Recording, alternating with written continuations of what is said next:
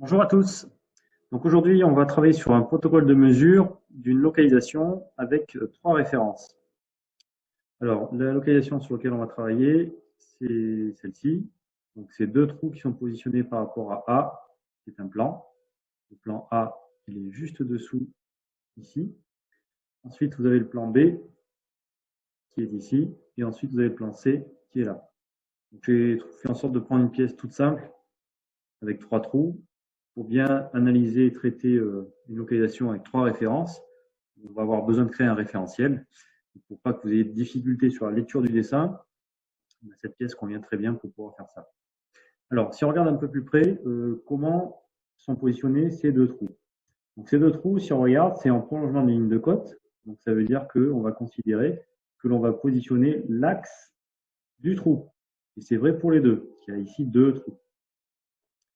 La zone de tolérance, c'est un fil, donc un diamètre de 5 centièmes, qui est assez précis. Et ils sont positionnés par rapport à un système de référence avec trois plans A, B et C. On va regarder chacun des plans pour voir un petit peu comment se positionner ces trous par rapport à ces plans-là. Par rapport à A, vous avez le plan A qui est dessous. Le plan A, par rapport à ces deux trous, on n'a pas de côte encadrée. En fait, ce plan-là, ce plan A, pardon, il est là surtout pour orienter l'axe des trous. Ça veut dire que chacun des deux axes doivent être perpendiculaires au plan A qui est ici. Il n'y a pas de positionnement ici, c'est juste de l'orientation. Ensuite, vous avez le plan B qui est au-dessus, ici, qui est derrière la pièce en fait. Donc là, par rapport à B, eh ben, on va positionner les deux trous avec une cote encadrée, qui est ici de 20 mm. Une cote encadrée, on a toujours une voire deux cotes encadrées dès lors que l'on a une localisation avec trois références. Et enfin, le plan C qui est ici, et par rapport au plan C, on va positionner les deux trous. Euh, le premier à 25 mm avec cette cote encadrée qui est ici, et le deuxième qui est à 30 mm du premier. Donc si on fait l'addition des deux, ben, on est en fait à 55 mm du plan C. Voilà. Et dans la construction d'un référentiel théorique parfait, il faudra bien sûr que les trois plans soient bien perpendiculaires et parallèles entre eux, pour certains. Alors, je vais vous montrer en fait comment on va positionner la pièce sur la machine à mesurer Trading pour ensuite créer le protocole de mesure et créer ce contrôle-là. Alors, je vais partager l'écran ici. Donc là, j'ai repris le logiciel PCDMIS qui nous permet de piloter notre machine et de pouvoir faire le programme de contrôle. Donc là, vu que j'ai un palpeur droit ici, qui va nous suffire, on a besoin d'avoir d'orientation de tête sur ce palpage-là, on peut considérer que l'on va placer la pièce à plat, telle qu'elle est ici, sur le marbre de la machine, mesurée très ligne. Donc en considérant les axes de cette machine-là, tels qu'ils sont faits actuellement, c'est-à-dire X à droite, Y au fond et Z sur l'axe du palpeur. Alors, pour commencer, on va palper les surfaces de référence et ensuite on va construire ce qu'on appelle le référentiel. Alors, le plan A, qui est défini ici sur le dessus, donc on va commencer par palper ce fameux plan A. Alors, pour palper ce plan-là, je vais sélectionner sur mon logiciel. Je me répète pour ceux qui ont déjà vu mes vidéos. Donc, les icônes sur ce logiciel-là en bleu sont les icônes de palpage. Les icônes ici en orange sont les icônes de construction. Et les icônes en rouge sont les icônes de mesure. Donc, on va s'occuper principalement de ces trois barres d'icônes pour pouvoir travailler sur le protocole. Alors, j'y vais, je sélectionne un plan. Et il faut minimum 3 points. Donc là, c'est un système de référence. Je vais mettre un peu plus de points du coup. J'en ai un là, un deuxième là, un troisième, quatrième, cinquième. Et je vais construire mon plan A ici. Donc je le renomme. Je l'appelle plan A. Okay. Ensuite, on va palper le plan B qui est ici. Je vais un plan.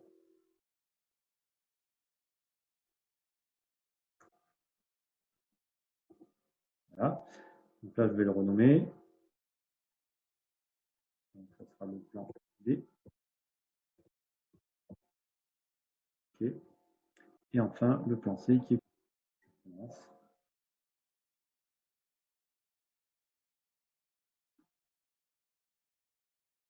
Voilà.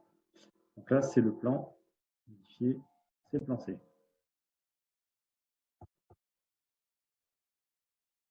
OK. Donc, suite à mon palpage, je vais écrire mes différents plans que j'ai palpés sur mes feuilles de protocole. Donc, pour aller plus vite, j'ai déjà écrit. Donc, j'ai mon plan A ici, mon plan B ici, mon plan C qui était là, et mon plan A que j'ai repris ici sur la coupe. J'ai mis les axes de machine ici, pour bien que vous compreniez où est le palpeur, en fait, la direction par rapport au vu. Donc là, on a le palpeur qui est ici, et là, on a le palpeur qui est ici avec l'axe Z. Hein, on parle dans cette direction. Donc, sur cette vue-là, il est de l'autre côté. Donc, je vais donc définir la suite pour créer le référentiel. Donc, je vais faire un partage d'écran. Alors, on va venir sur le logiciel PCDMIS. Donc là, j'ai fait mes 3 plans.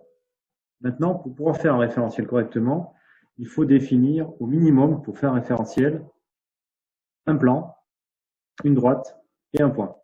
Donc là, ça tombe bien, j'ai 3 plans, je vais être capable de pouvoir faire la droite qui me manque et le point qui me manque. Pour faire la droite, on va essayer de choisir une droite qui va faire mon deuxième axe de mon repère.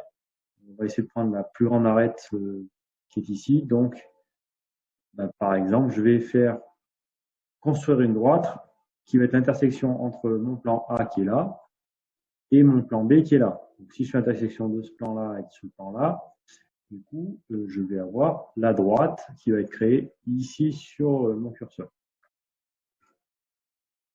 Donc, on y va. Donc, c'est une construction. Donc, on va utiliser les icônes orange du logiciel. Donc, petit rappel pour ce logiciel-là, les icônes bleues sont les icônes de palpage, les icônes orange sont les icônes de construction, les icônes rouges sur ce logiciel sont les icônes de contrôle, de mesure. Donc, je vais construire une droite entre mon plan A et mon plan B qui est là. On va l'appeler ligne 1 par exemple. Donc là, vous voyez qu'il a créé une droite. Sur le logiciel n'est pas flagrante. Ici, vous voyez, c'est la droite qui est normalement sous tout le prolongement de la pièce. Donc ça, c'est la ligne 1. Et ensuite, pour faire mon référentiel, qui va être l'intersection en fait, de mes 3 plans, A, B et C, et ben, je vais créer un point en construisant un point ici. C'est une construction, donc j'ai besoin d'autres éléments pour pouvoir faire la construction. L'intersection du plan A, du plan B et du plan C,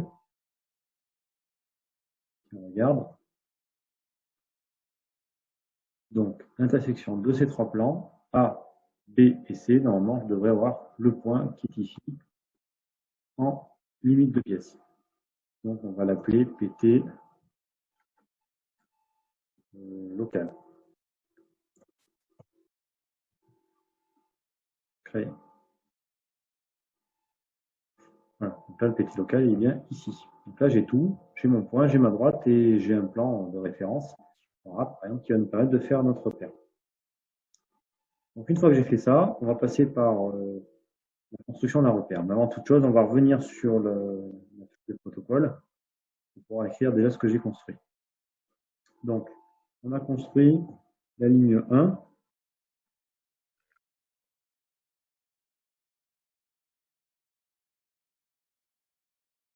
Ligne 1 qu'on appelle LIN1. Alors, comment je l'ai construit? C'est l'intersection du plan A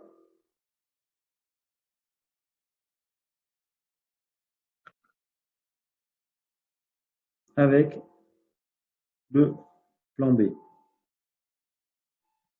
Donc, en fait, si je regarde ma feuille, la ligne 1, elle va être ici.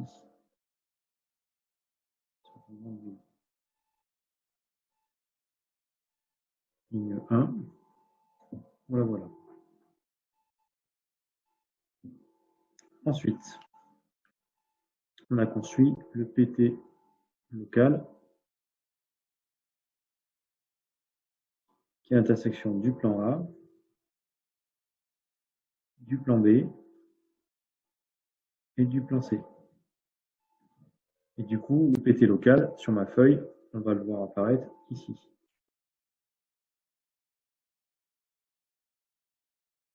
Je ne prends pas de règle, c'est juste pour aller plus vite. Seulement sur vos feuilles de protocole, il faut bien faire ça correctement à la règle.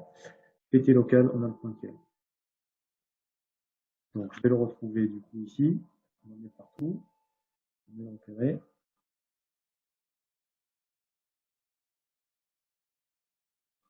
Et on va le retrouver ici également.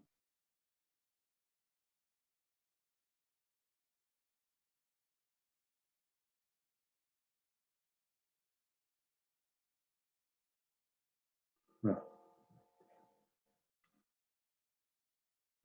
Donc, j'ai ma ligne 1, j'ai mes points locaux sur mes vues. Donc, une fois que j'ai tout ça, ben, on va construire le repère. Donc, pour construire le repère, donc c'est dans une construction, on va écrire repère.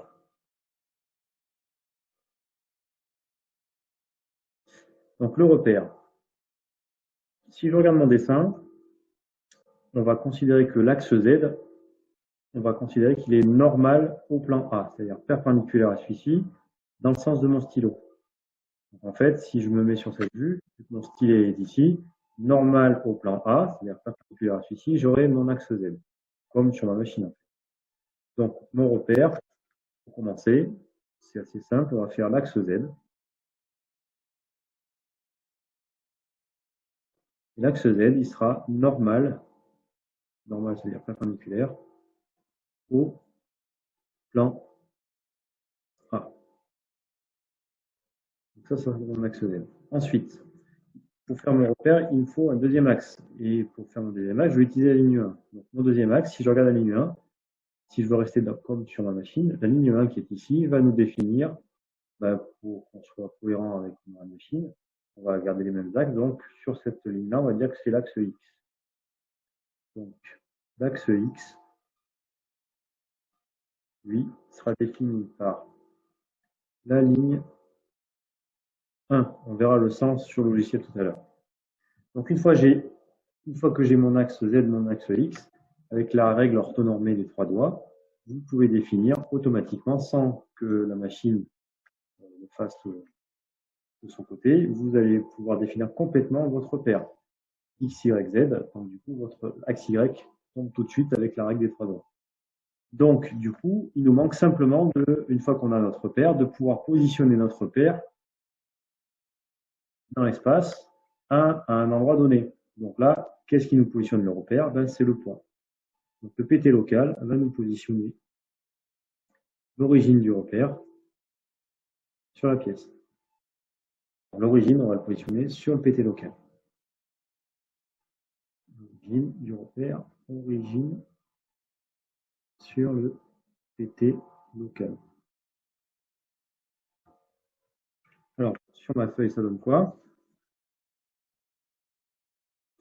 Donc, ici, sur la ligne 1, j'aurai mon axe X, mon origine étant là.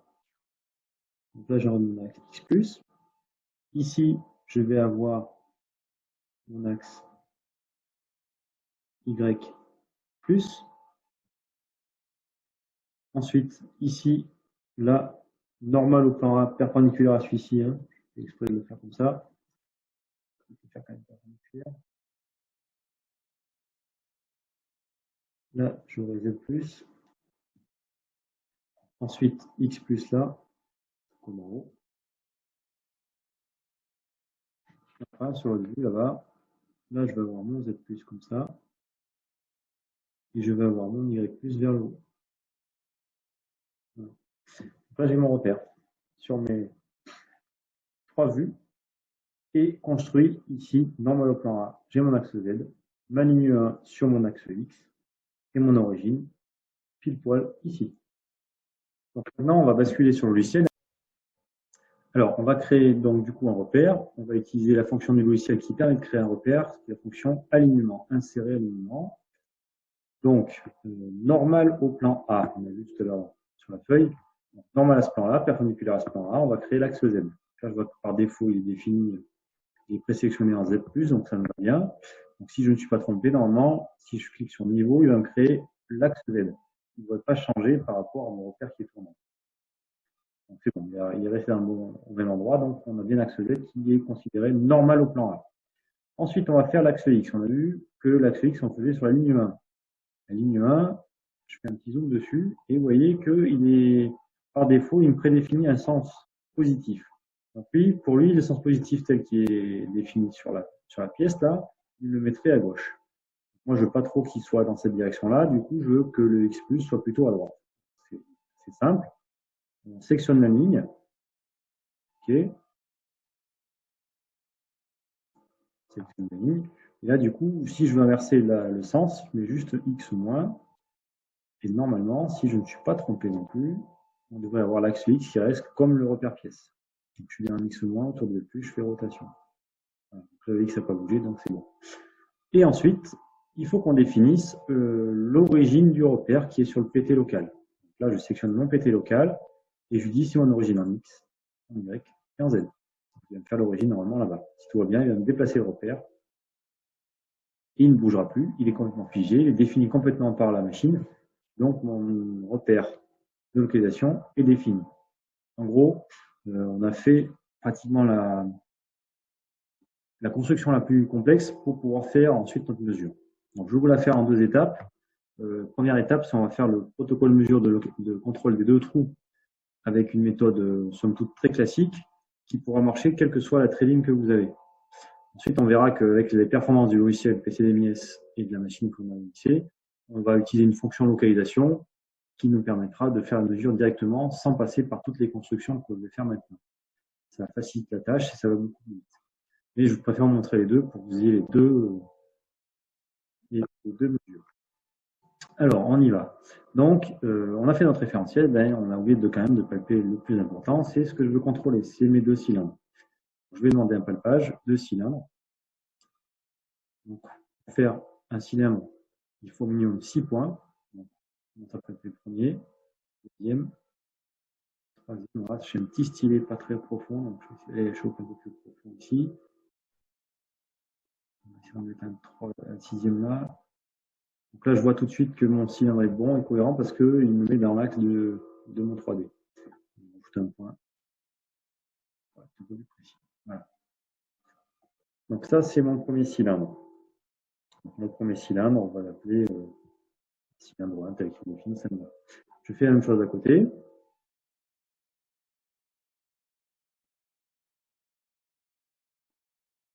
C'est pas très beau, j'ai un petit stylet qui n'est pas approprié. Mais... Donc là, vous voyez, il m'a créé un petit peu n'importe comment. C'est-à-dire que mon palpage ne va pas être bon. Donc, je vais le valider et je vais le supprimer parce qu'il n'est pas bon. On commence.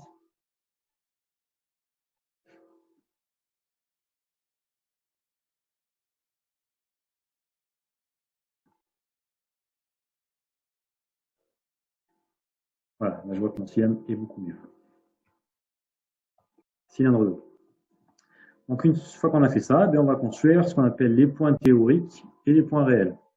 Donc, les points réels, en fait, c'est les points extrêmes de mon cylindre, c'est-à-dire le point extrême de mon cylindre haut, intersection de l'axe de mon cylindre avec le plan du dessus, et le point réel bas, c'est l'intersection de mon cylindre avec le plan de dessous. Comme ça, j'aurai mes 2 points extrêmes de mon cylindre.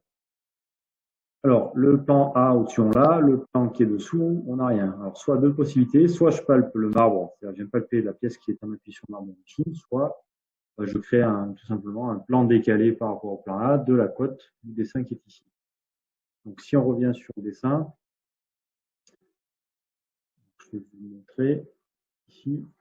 Donc, sur le dessin, on peut remarquer que la cote d'épaisseur ici fait 25 mm. Donc, il suffira de décaler, de créer un plan décalé de 25 mm par rapport au plan A pour avoir le plan qui est dessous. Sinon, je palpe le marbre, ça marche aussi. Je vous montrerai la démarche en construction, comme ça vous voyez. Je reviens en partage d'écran. Donc là, je vais construire du coup un plan décalé par rapport au plan A. Donc, un plan décalé de combien? Eh ben, on va dire de 25 mm. On est sur dessous en Z-, donc moins 25. Et on va l'appeler plan A'.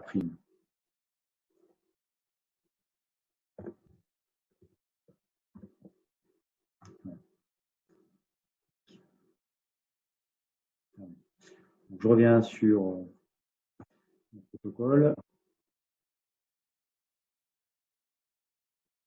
Donc ici, on va construire, je vais construire suite.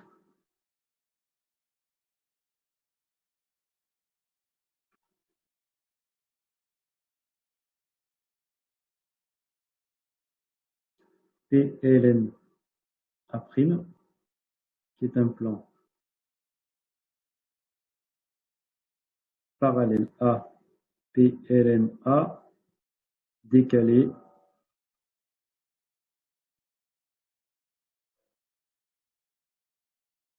de 25 mm. Voilà. Du coup, mon plan A', si je le mets sur les vues, il va être là.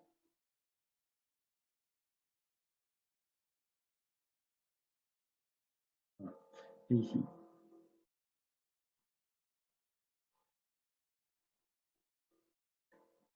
Voilà. Je reviens au logiciel.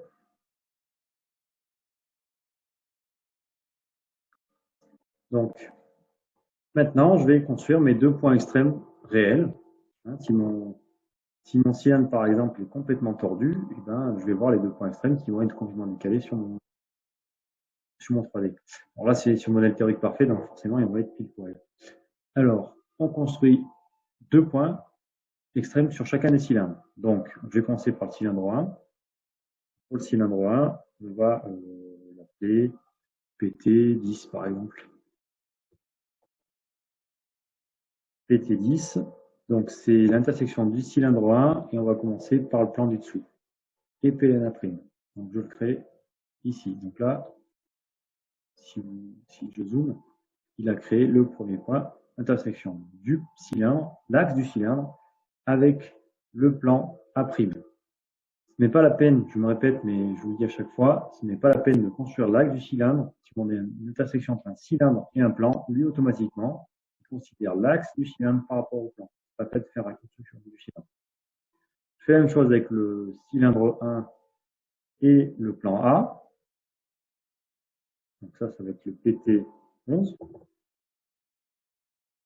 le PT11, il est au-dessus. Voilà. Je fais la même chose de l'autre côté. PT12. Entre cylindre 2 et A'. Et je fais la même chose avec PT13 entre le cylindre 2 et le plan A. Voilà. Donc là, je vais essayer de montrer pour que ça soit trop chargé. Donc là, vous avez le 10 et le 11 pour le cylindre 1 haut et bas, et le 13 et le 12 pour le cylindre 2 haut et bas. On voit ici. Voilà. Donc là, c'est mes points réels. C'est-à-dire que si on a une pièce réelle, en fait, ces points pourraient être complètement décalés si votre cylindre n'est pas parfaitement, par exemple, perpendiculaire au plan A ou positionné pas parfaitement par rapport au plan B et C. Maintenant, ce qu'on va construire, c'est ce qu'on appelle les points théoriques parfaits qui vont être construits par rapport au référentiel de ma localisation ABC. Donc, ça va être encore des points construits. On va leur changer de nom. Donc, PT, on va commencer par le premier, le PT100. Et on va le créer. C'est le point théorique du haut là. Sur mon plan, le point du cylindre en haut gauche qui est là, ce point théorique parfait, par rapport au repère qui est là, c'est le repère local que vous avez là, si je reprends en similitude ici, la cote du point du haut, sur le référentiel, il est à la cote de 25 en X, à la cote de 20, alors du coup on a les Y en haut, donc moins 20 en Y, et en Z, vu qu'on est sur le plan A, on est à 0. Le point du bas, ça aura la même coordonnée, sauf en Z, on sera à moins 25 en Z. Vous avez le code d'épaisseur là. Et on va faire ça pour les 4 points théoriques parfaits sur ma pièce. Donc j'y vais. Je reviens donc sur le logiciel. Donc on va maintenant créer les points théoriques parfaits par rapport à mon référentiel que j'ai fait au préalable. Donc le premier point théorique parfait, On va le définir comme ça. Donc ici, c'est le PT 100. Donc on va le définir ici. Donc c'est un point de décalage. Donc en X, on a vu sur le plan tout à l'heure. Donc en X, il aura comme coordonnée 25. En Y, vu qu'il est en dessous, donc 25 du référentiel en X, dans cette direction, moins 20. Et on va construire le point extrême du dessous, là. Parfait. Donc, il va être en Z à moins l'épaisseur de la pièce, c'est-à-dire moins 25. Voilà. Donc là, si vous regardez, celui-là, il est en dessous, puis poil dessous. Donc, sur le modèle théorique parfait, ils sont tous les deux confondus. Ensuite, on va faire la même chose en haut. Donc, un point théorique, un point de décalage. On va appeler 110, par exemple. Donc, en X, il a comme coordonnée 25. En Y, pareil, 20. Et par contre, en Z, il sera ici, en haut. Donc, ça sera à 0. Créer. Donc là, vous avez le 110 qui est là. On fait la même chose pour le point de droite. Donc, PT 120. Donc, en X, là, du coup, en X, c'est plus à 25. Puisqu'entre les deux trous, nous avons 30. Donc, ça veut dire que de là à là, j'ai 30. De là à là, j'ai 25. Donc, ça veut dire de là à là-bas, j'ai 55. Donc, en X, 55. En Y, ça ne bouge pas, c'est toujours à moins 20. Et en Z, si on prend le point du dessous, c'est à moins 25.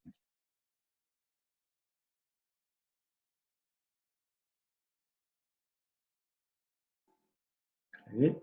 Voilà. Et ensuite, je vais faire la même chose avec le suivant. Donc, on va l'appeler PT 130. Donc, 55 moins 20, il y aura juste en fait, il va être à 0. Voilà.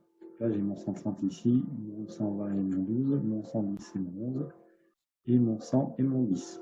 Voilà, j'ai tous mes points qui ont été créés. Donc, je vais quand même renommer pour bien que vous voyez la différence. Donc, à partir de 100, modifié. Donc, ici, ça va être PT100 théorique. Donc, je vais appeler TH.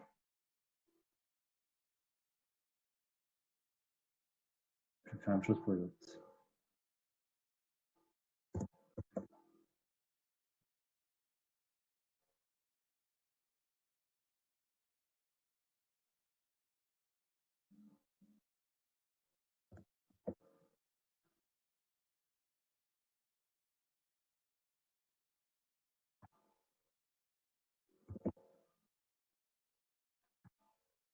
Voilà.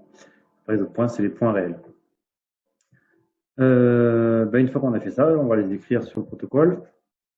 Je reviens sur le partage.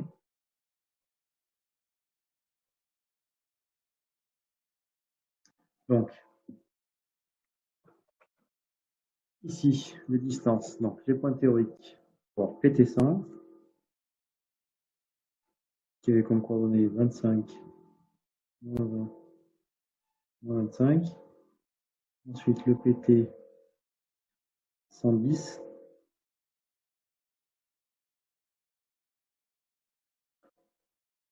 « 25, moins 0. Ensuite, PT 120, 55, moins 20, moins 25, et PT 130, 25, 55, moins 20, et 0. Voilà. Ensuite, les points réels. Et bien, mes points réels, c'est une construction également. Donc, point réel, on va les écrire comme ça. Point réel. Donc, on va commencer par le PT10, qui est intersection du cylindre 1 avec PLNA'. Ensuite, on a construit le PT11, cylindre 1 avec PLNA. Ensuite, le PT12, cylindre 2 avec PLN A', et ensuite PT13, cylindre 2 avec PLN A. Voilà, j'ai tout. Et ensuite, il suffit de comparer chacune des distances entre les points théoriques et les points réels. Donc, c'est les distances entre PT100, pardon, qui est ici, et PT10. Bon, on va aller voir sur le logiciel pour bien comprendre ce que je fais. PT10.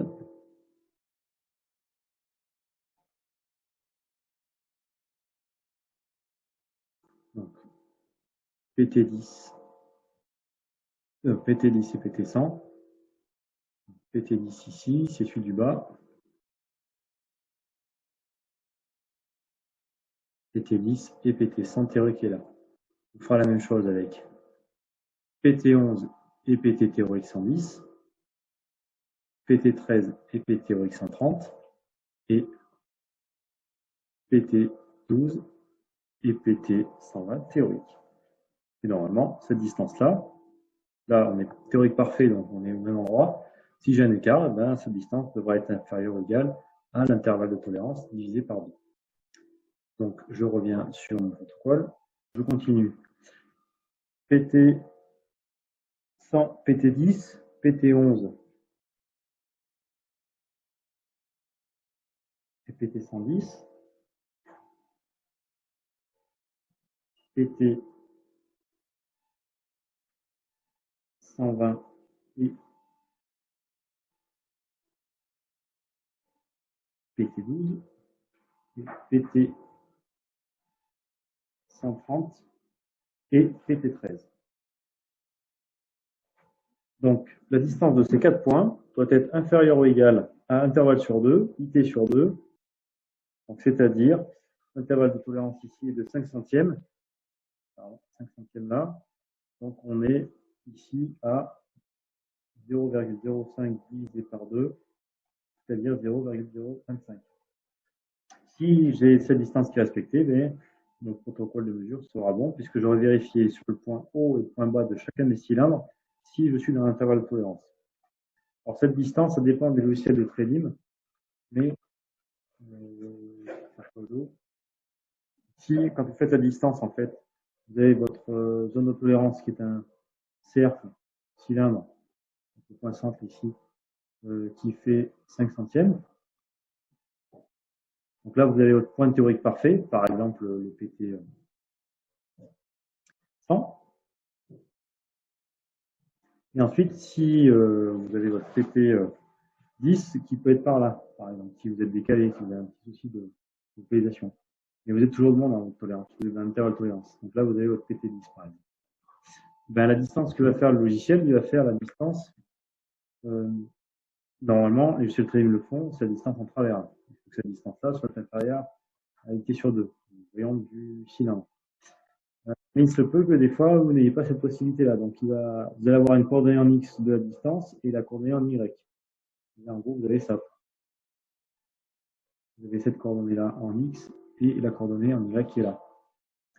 Ben, pour pouvoir avoir la distance ici en travers, ben, c'est des maths, hein, c'est Pythagore. Donc, du coup, la distance D que vous avez là, ben, il faudra que vous fassiez le calcul si votre ligne ne le fait pas. Et vous faites la racine carrée de la x2 plus y2 pour avoir la distance ici. Mais généralement, elle vous le donne directement. C'était au cas où, si vous avez une ligne d'ancienne génération, il va peut-être falloir que vous fassiez le calcul. Alors, je reviens à ce que j'étais en train de faire. Ici, donc là, j'ai les différentes distances que je veux contrôler. On va le faire directement sur le logiciel. Donc, j'ai tous mes points théoriques et j'ai tous mes points parfaits. Donc, distance entre PT10 et PT100. Mon intervalle de tolérance sup, c'est 0,5 et inférieur, c'est 0,5. Je vais l'afficher graphiquement pour que vous voyez un petit peu ce que ça donne. Donc là, il nous donne une première distance, forcément qui est parfaite, parce qu'on est sur le modèle théorique parfait. Donc la distance ici est à 0. Donc là, il me donne bien en tridimensionnel. Hein. C'est-à-dire si je le mets ici en tridim, il va me donner le travers. Il va me faire la calcul de Pythagore. Vous faites la même chose pour chacun des points. Je ne vais pas le faire pour tous, pas pour tout le temps. Je vous en montre un deuxième, entre PT 120 et PT 12, par exemple. Et là, je fais créer. Donc là, j'ai un petit défaut sur mon modèle théorique parfait, j'ai 6 microns d'écart. Normalement, vous n'avez aucun défaut sur un modèle théorique parfait. Voilà, vous faites ça pour, du coup, vous allez avoir 4 distances, puisque vous avez 2 points extrêmes haut et bas sur votre logiciel de mesure. Donc c'est un peu fastidieux cette méthode-là, parce que du coup, il faut faire quand même beaucoup de constructions de points théoriques et de points parfaits, et ensuite de comparer chacun des points théoriques et parfaits pour les points extrêmes. Donc ça, c'était la méthode, si vous voulez, un petit peu classique quand on a le logiciel trading, on n'a pas la fonction de localisation. Là, je vous montrer comment, avec le logiciel PCDMIS, on va aller beaucoup plus vite pour une locale. Donc, je vais supprimer ce que j'ai fait. Je vais m'arrêter là. Donc, je vous ai dit tout à l'heure, le plus dur, c'était de faire le référentiel. Une fois que j'ai fait mon référentiel, je palpe mes 2 cylindres. Et là, on va utiliser une fonction qui est la fonction localisation. Et là, je lui demande quoi? Je lui demande, tu me localises le cylindre 1, par exemple. Alors, par défaut, il va prendre le dernier référentiel qui a été créé. Alors, moi, j'en ai qu'un. C'est le référentiel qu'on a fait ensemble tout à l'heure, qui est ici, par rapport au système de référence A, B et C. Donc, le cylindre 1, je vais lui demander de me localiser, j'ai plusieurs fonctions possibles, depuis les 2 extrémités de l'axe. Donc là, qu'est-ce qu'il va faire? Eh bien, il va prendre du coup le point extrême haut et le point extrême bas du cylindre et regarder si en localisation, on est bien positionné. Donc ici, je remets mes tolérances, donc je suis à 0,025 et en inférieur à 0,025. Je vais juste afficher graphiquement pour que vous voyez ce qui va se passer. Voilà, et créer. Et là, vous avez besoin de faire construction. Automatiquement, lui, il vous donne la position théorique qu'il devrait avoir en XY ici, sur les 2 points extrêmes par rapport au référentiel. Et là, vous voyez que entre le nominal, la vraie valeur, et ma mesure, je suis avec les mêmes contrôles, parce qu'on est sur le modèle théorique parfait. Vous n'avez pas besoin de faire de construction. Je vous donne directement les 2 points extrêmes. Pour le cylindre 2, je fais la même chose. OK, créer. Là, du coup, vous voyez qu'en 2 clics, j'ai défini ma localisation. Donc là, on retrouve un petit peu l'écart que j'avais tout à l'heure de 6 microns. J'ai un petit quelque chose sur mon 3D. J'ai 1 micron là sur Y. Et là, j'ai 2 microns sur mon Y sur l'autre cylindre. Ça vient peut-être du fait du palpage que j'ai fait un peu rapidement tout à l'heure sur les cylindres. Normalement, on devrait avoir 55 moins 20 sur les 2 cas de mesure qui sont ici. Voilà. Alors, n'hésitez pas de reprendre la vidéo et de la revoir à tête reposée. Ce n'est pas ce qu'il y a de plus simple. On est sur une localisation en 3 références. La pièce est assez simple. Et je vous ai montré bien les 2 méthodes. La première méthode en construction, point mesuré, point théorique. Et la deuxième méthode, qui est beaucoup plus rapide, si vous avez un logiciel de trading qui est évolué, même, quoique maintenant ils le font toutes, c'est de pouvoir mesurer une localisation à partir du moment où vous avez créé un référentiel propre par rapport à votre système de référence A, B et C pour notre coup à nous, dans le cas. Écoutez, je vous remercie. Je vous dis à bientôt pour une prochaine vidéo sur des protocoles de mesure. À bientôt.